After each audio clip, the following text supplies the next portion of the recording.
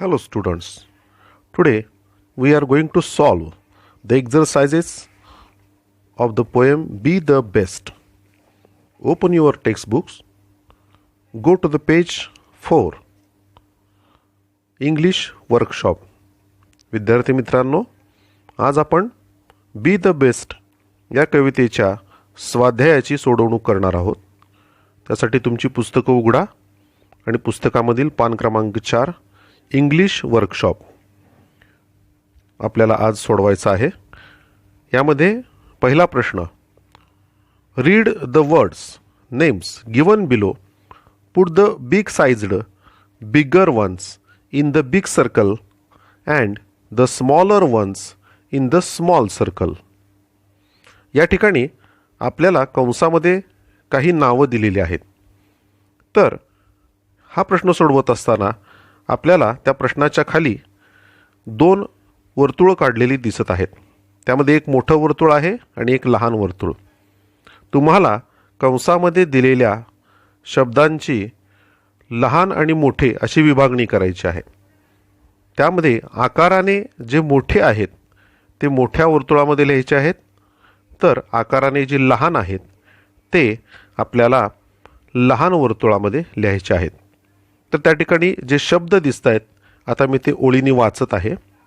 Maski, tree, पाईन, लेक, बास, Bush, highway, scrub, reel, सन, star, trail.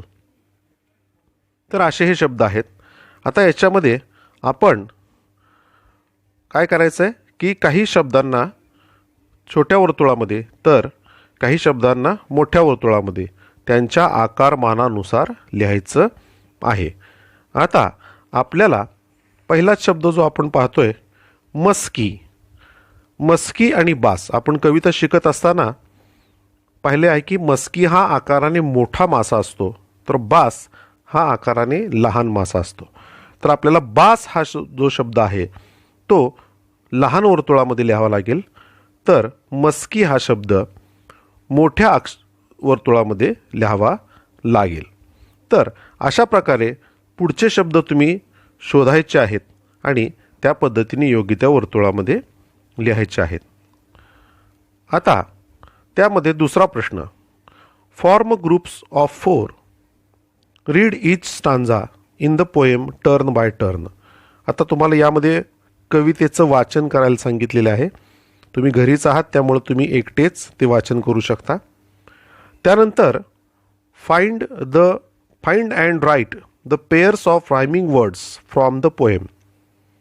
आता या ठिकाणी तुम्हाला कवितेमध्ये जे रायमिंग वर्ड्स म्हणजे आपण ज्याला मराठीमध्ये यमक जुळणारे शब्द असं म्हणतो, त्यांच्या जोड्या 4 लिहायला सांगितलेल्या आहेत.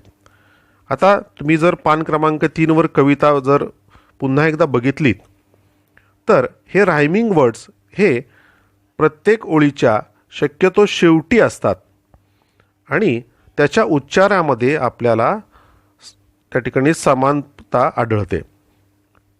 तर आपण कवितेची दुसरी ओळ जर बघितली तर त्याच्या शेवटचा शब्द आहे हिल, HILL हिल. आणि कवितेची चौथी ओळ जर बघितली तर RILL रिल, हिल, रिल या उच्चारामध्ये साधर्म्य आपल्याला दिसतंय. तर ही एक रायमिंग वर्ड्सची जोडी झाली. तर अशा प्रकारे तुम्हाला या कवितेमधून रायमिंग वर्ड्स शोधून या प्रश्नामध्ये लिहायचे आहेत. चौथा प्रश्न, complete the following with appropriate words phrases from the poem.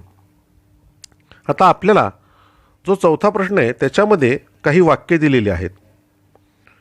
त्यामध्ये तुम्हाला कवितेमध्ये आलेले शब्द आणि शब्दसमूह वापरून ही वाक्य पूर्ण करायची आहेत. पहिलं वाक्य तुम्हाला सोडवूनच त्या ठिकाणी दिलेलं आहे. If you can't be a pine, be a scrub.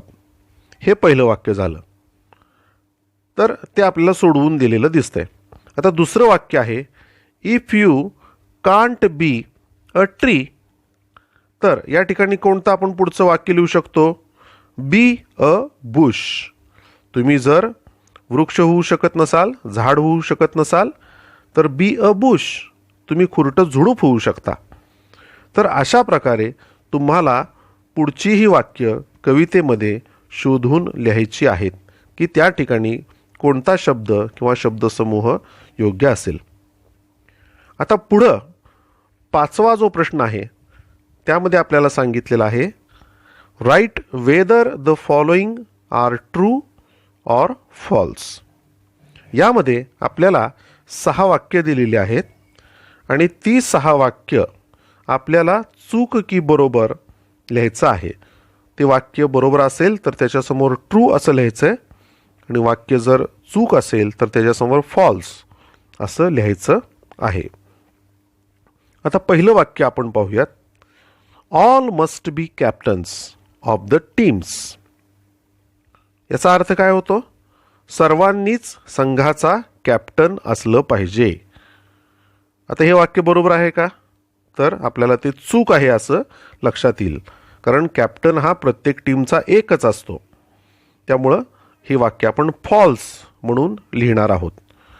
तर या पद्धतीनं पुढची वाक्यसुद्धा तुम्ही वाचायची आहेत आणि वाचल्यानंतर आपल्याला त्या वाक्याला बरोबर किंवा चूक, ट्रू ऑर फॉल्स असं त्या वाक्याच्या समोर दिलेल्या रिकाम्या जागेमध्ये आपल्याला लिहायचं आहे.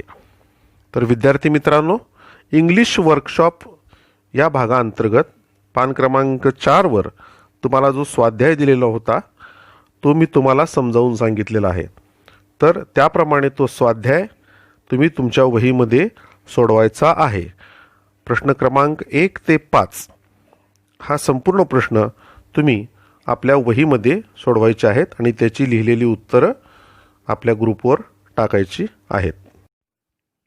हॅलो स्टुडंट्स, विद्यार्थी मित्रांनो, आता आपण आपल्या पाठ्यपुस्तकामध्ये पान क्रमांक 5वर जे ॲप्रिसिएशन लिहायला तुम्हाला सांगितलेलं आहे त्या संदर्भात माहिती पाहणार आहोत. तर ॲप्रिसिएशन हे इयत्ता 8वीला प्रथमच तुम्हाला अभ्यासाला आहे. आता ॲप्रिसिएशन म्हणजे काय? तर ॲप्रिसिएशन याचा अर्थ होतो रसग्रहण. तुम्ही जी कविता शिकलेला आहात त्या कवितेचं तुम्हाला रसग्रहण करायचं आहे. म्हणजे त्या कवितेची काही वैशिष्ट्ये किंवा माहिती तुम्हाला त्या ठिकाणी लिहायची आहे. तर पान क्रमांक 5वर तुम्ही पाहिलं तर 6वा जो प्रश्न आहे त्या प्रश्नामध्ये write an appreciation of the poem with the help of the point given below. खाली मुद्दे दिलेले आहेत आणि त्या मुद्द्यांच्या आधारे तुम्हाला ते रसग्रहण लिहायचं आहे. एकूण 7 मुद्दे आपल्याला खाली दिसत आहेत. तर त्या मुद्द्यांचं आपल्याला उपयोग करून त्या ठिकाणी रसग्रहण लिहायचं आहे. तर पहिला प्रश्न आपण बघूया. The title of the poem is. आता टायटल याचा अर्थ तुम्हाला सर्वांना माहीत आहे, कवितेचं नाव काय आहे? आपल्याला सर्वांना माहीत आहे की बी द बेस्ट हे कवितेचं नाव आहे. ते आपल्याला त्या ठिकाणी लिहायचं आहे. त्यानंतर the poem is written by. कविता कोणी लिहिलेली आहे? तर आपल्याला माहिती आहे की डगलस मलोच. कवितेच्या खाली जे नाव असतं ते त्या कवीचं असतं, मग ते नाव आपल्याला त्या ठिकाणी लिहायचं आहे. तिसरा प्रश्न the poem has dash dash, म्हणजे तिथं रिकामी जागा आहे, stanzas. Each stanza has dash dash lines. म्हणजे या प्रश्नामध्ये या मुद्द्यामध्ये 2 आपल्याला रिकाम्या जागा दिसतील. आता द पोएम हॅज किती स्टांजा आहेत? स्टांजाला आपण कविते आपल्या मराठीमध्ये आपण किती कडवी आहेत असं म्हणतो. तर आपल्याला लक्षात येईल की 4 स्टांजाज, त्या ठिकाणी 4 कडवी आहेत आणि प्रत्येक कडव्यामध्ये किती लाईन्स आहेत? 4. हे दोन्ही ठिकाणी 4 आपल्याला लिहावं लागेल. चौथा प्रश्न the lines that rhyme in each stanza are. प्रत्येक त्या स्टांजामध्ये ज्या ओळी यमक जुळणाऱ्या आहेत त्या कोणत्या आहेत? तर आपल्याला लक्षात येईल की पहिली आणि तिसरी, दुसरी आणि चौथी, first and third, second and fourth. अशा पद्धतीनं ती ओळ आपल्याला यमक जुळणाऱ्या रायमिंग आपल्याला असलेल्या दिसतील. The lines that rhyme in each stanza are first and third, second and fourth. अशा प्रकारे त्या आपल्याला ओळी यमक जुळणाऱ्या आढळतील. पुढचा प्रश्न आहे, the poet compares big things with. आता 5व्या प्रश्नामध्ये कवी जो आहे तो मोठ्या गोष्टींची तुलना कोणाबरोबर करतो? आपल्याला याचं उत्तर असं सांगता येईल, स्मॉल थिंग्स.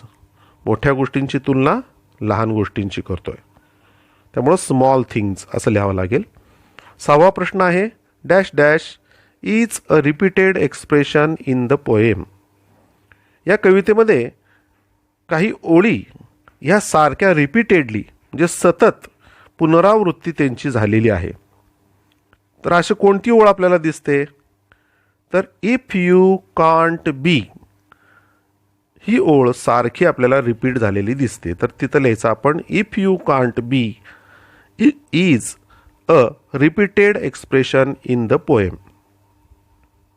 त्यानंतर 7वा जो प्रश्न आहे, the line I shall always remember is. या कवितेमध्ये तुमच्या कायम स्मरणात राहील अशी जी ओळ आहे ती तुम्ही लिहायची आहे. खरं तर या ठिकाणी तुम्हाला स्वातंत्र्य आहे, तुम्ही तुम्हाला आवडलेली कोणतीही ओळ तुम्ही लिहू शकता. त्यामुळे तुम्ही तुमच्या मनाने या 7व्या प्रश्नाचं उत्तर द्यायचं आहे. तर हे झालं बी द बेस्ट या कवितेवरील ॲप्रिसिएशन. तर या ॲप्रिसिएशन नंतर तुम्हाला खाली एक छोटीशी कविता दिलेली आहे. Read the given extract from the poem little drops of water by Julia Fletcher Carney. Learn it up, set it to a tune and enjoy singing it. You may ask your teacher to help you. Little drops of water या कवितेतील हा काही भाग तुम्हाला देण्यात आलेला आहे आणि तुम्हाला ती कविता वाचायला सांगितलेली आहे आणि जमल्यास तुम्हाला तिला चालही लावायला सांगितलेली आहे. तर या ठिकाणी बी द बेस्ट या कवितेवरील जो इंग्लिश वर्कशॉप होता त्यामधील सर्व प्रश्नांची माहिती आपण बघितलेली आहे. हे सर्व प्रश्न तुम्ही आपल्या नोटबुकमध्ये वहीमध्ये सोडवायचे आहेत. ॲप्रिसिएशनसाठी तुम्हाला सुंदर अक्षरामध्ये ते ॲप्रिसिएशन लिहायचं आहे आणि आपल्या ग्रुपवर ती जी तुम्ही लिहिलेली ॲप्रिसिएशन आहे ते पाठवायचं आहे. Have a nice day.